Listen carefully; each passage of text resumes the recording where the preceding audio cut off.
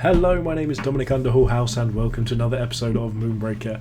We are now counting down the days until the patch is here. I'm sure you're all doing the same, but for now I just wanted to try out another test list before getting back into the patch when it comes, and hopefully be able to get some real match-made games and have a lot of fun on that front.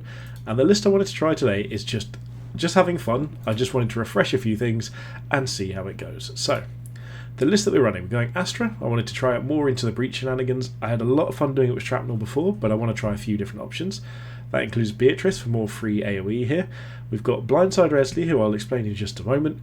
We've got Drum Dancer Tali and Tari Arsenal to both give double attack to things like shrapnel and Beatrice and things like that. And then over this side we've got Cinder Generation, Cinder Generation, Cinder Generation, a little bit of safety, and what I use as Cinder Generation. That is because this list isn't good, but it's just to try out things that I think are going to be fun. And none of our main damage dealing units actually generate any Cinder, and we need more than our base Cinder to get a good combo off a lot of the time. So the reason I wanted to talk about Blindsider Esley is because obviously he gives +2 attack and additional speed when he has no Cinder, when we have no Cinder. So what we're going to have to do is going to have to use Drum Dancer Tali onto Esley. We're then going to have to into the breach without touching Esley, go and attack, then move into touching range to refresh his attack again, and then run away. So it's just a slightly awkward way of getting to the same goal, but that's hopefully going to be how it works. And that's the main combo I want to try out alongside these two here, but it's Esley that I just want to have a little bit of a trial and see how well it works. So I'm going to jump into an AI game and see if we have some fun. If you enjoy the content, please do subscribe to the channel. We're going to have so many things heading your way once the new patch has come out. I've got a bunch of ideas already and I'm really excited for it. If you really want to support it, there's a Patreon in the link down below, which I'd be hugely grateful if you could do. Or just hearing from you in the comments actually really does brighten my day. I still keep forgetting to paint my models to try this out. I feel like the paint will work on this screen, and if it does, that's a huge bonus to anyone who is actually one of the painters here, because if you put a lot of time into your captain, your opponent will actually get to see all the effort put into it. For now, this is going on a while. Quite a while. It's still going. There we go. I was starting to think, do I need to stop it? I know I keep saying it, but this intro is so clean compared to what it used to be. Okay, so there's deployment spots all down here, Cinder over there. I really like the new Cinder pile idea. Okay, so they're hopping up that way, and what are they going to deploy? I have noticed the AI is... Ooh, little Cinder icon there. The AI has not been the best for Cinder generation in recent times.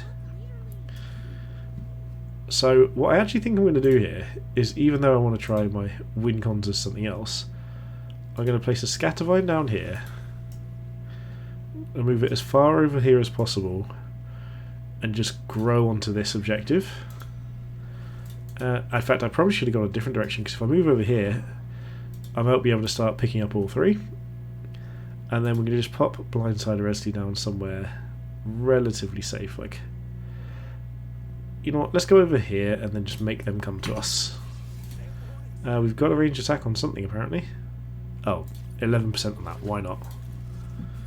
Okay, let's see what they do from here, because this is the thing, is that the AI is supposed to now value attacking at relevant points in time. So we could actually potentially get this to get the kill here, especially if they don't move up. I think this is going to get in range if we don't have any Cinder, but I'm not entirely sure. But we do need to still spend some more. So we can spend the orb, we can... But actually I think, given that we're going to have 4, we just need to grow twice. Oh sorry, no, grow once and use the refresh here. And then our deployment can be something like Tali for it. So if we move to hold this, we'll just grow over here and run to the back and hold all these points. I think Scattervine is ridiculous for the holding objectives. It's funny because I was actually talking to Jester about this, and they... yeah, so we into the breach first.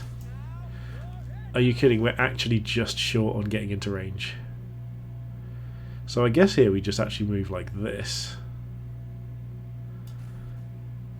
And just get the immediate refresh anyway.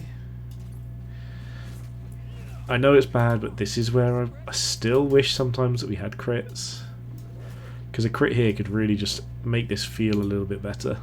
So I'm going to place Tali down because that's one of the things that we want to try out. And then, honestly, I think I'm just going to place Beatrice in a way that we try and limit how much access they get to things. So I think this is a good Beatrice spot. We don't need to move any of this really. We'll just pass the turn. So this is the thing I think about Scattervines. If your opponent takes a defensive position and they're not holding objectives, you can just take them. Like, there's nothing else that your opponent has to come out. In 4 turns we win this game. So without them moving forward, and now they're going to have to really aggressively deploy to take this out, which is very, very interesting. I wouldn't be against seeing something like copies of Scattervine. I don't know, they don't count as holding an objective if an opponent's model is on there, something like that. Because Scattervine contesting objectives, I think, is absurdly powerful. However, if you could get something along the lines of, yeah, you can hold an objective with Scattervine, but if your opponent puts anything on there, they still control it, I think that's a bit more reasonable. Okay, so they're eating that, which means that there is a world in which we might be able to... Oh no, because we can't get back again. So we can hit this and then go up there. Probably. So I think that's what we're going to do, or whatever comes up here.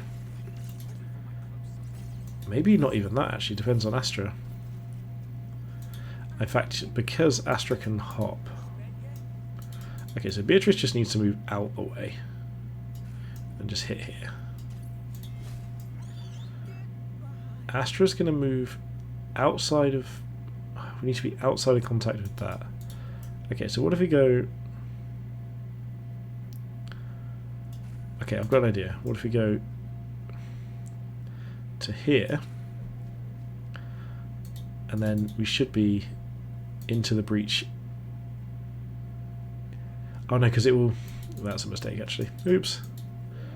Oh well. We'll into the breach anyway. Spend a Cinder over here. And Battle Frenzy on Esley. Clear this out. Astra can just shoot here. Crawl out the way. And we can just pop over here. Clear something else out, which means we didn't need to do the double attack here. Oh yeah, because we already attacked. I sometimes forget how to even play this game, I swear. And then we've got 6 units on the battlefield, so we just chill out. So, all in all, I really do think that we need a bit of better AI to get value out of the AI games.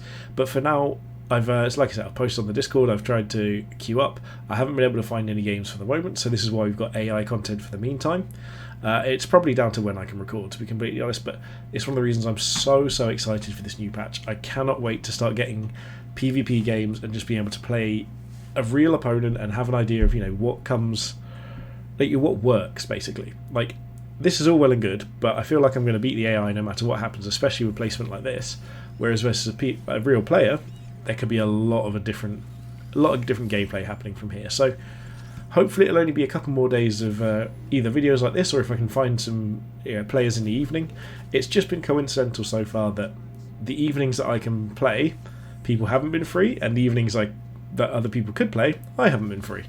So slightly awkward, but it works. And we've got the triple points there. Can we get in range of Esley? So we can hit here. Esley can't even get out, actually, come to think of it. So let's just put some work in here. Oh, this kills Esley. So let's just hit that. Move slightly back, see if that helps. Okay, you know what? We'll just kill stuff. Go for some big chunks here. Bye bye, Esley. Oh, because the pummel, I always forget that's how that works. The pummel doesn't work if there's no target to hit, obviously. Because it killed the first target, so just because there's more damage to go on the back one doesn't mean there's going to be damage on the front one. Here I just think, because that's Torian though. Let's just kill this and bust up our own units, because we're going to win next turn anyway. There's nothing really much to do here apart from put whatever our tankiest unit is directly in front of all this and pretty much end the game from here. So there's no way of our opponent getting onto these objectives realistically apart from chaining some Scattervines if they come to it, and ambush, I guess. But they've only got 3 leadership here, so Scattervines will be their only option. They need to take 2 of these. They could maybe place one here, grow, and then grow and get another. Yeah, they could. I think in theory they could contest it with a Scattervine, but that's really all it's going to do. It's just going to delay us for a turn, and as soon as it's over, we're going to win.